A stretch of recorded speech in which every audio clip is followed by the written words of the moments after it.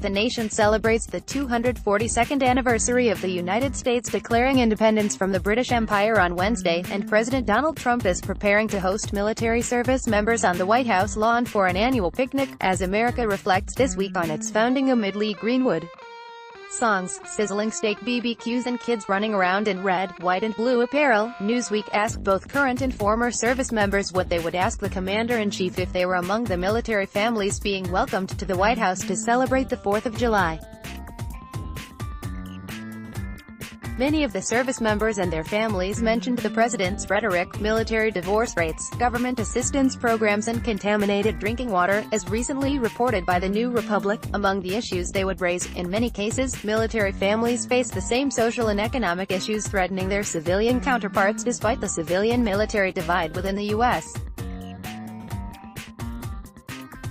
Population: 1 active duty U.S. Army warrant officer, who asked not to be named due to Pentagon regulations on contact with members of the press, told Newsweek he was concerned about Trump's Twitter tirades and remarks directed at U.S. allies and NATO leaders. "I'd ask the president if he's concerned about our image abroad," said the married U.S. Army warrant officer and father of 2. With all the loose rhetoric, families living in overseas locations may have to deal with increased friction. Should he tone it down? The officer pointed to the president's June remarks, in which he criticized the German government's open-door policy toward migrants.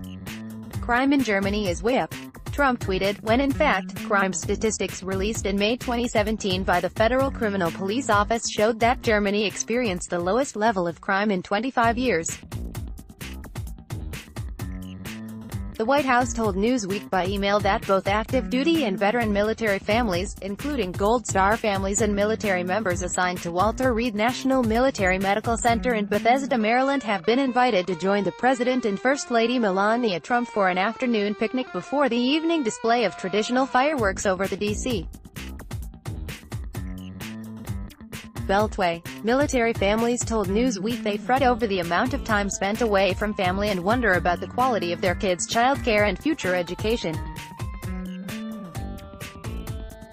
Anxiety over pay, health and retirement benefits grow prevalent as many military families require a dual income to make ends meet.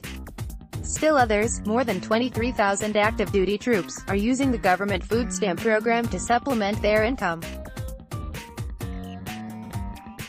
Some service members told Newsweek they fear the deep cuts proposed by the White House to the Supplemental Nutrition Assistance Program. These stressors and others stemming from marital issues and 16 years of war are some of the more prevailing concerns facing military families, according to a 2017 survey by Blue Star Families, a nonprofit organization designed to strengthen the military family dynamic. Erin Anhalt, a former campaign manager for Democrat John M. Galbraith and spouse of a U.S.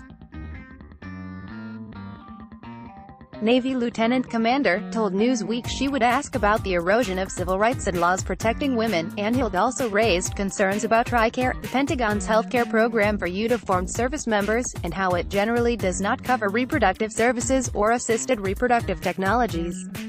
And, as a parent, Anhalt said she would also ask about what changes to the Department of Education mean for her autistic children. "Since Trump's election, I've been increasingly concerned for the future for my kids," Anhalt said. And Lucas Dyer, a self-described big Trump fan and supporter, would ask the president about what he can do to help mitigate high military divorce rates. Dyer, a former Marine Staff Sergeant and married father of 2 whose first marriage ended in divorce, said he attributes his divorce to the multiple overseas deployments and lack of downtime when back in the United States. Roughly 21,290 service members out of 689,060 married troops divorced over fiscal year 2017, Military.com reported. What would he do?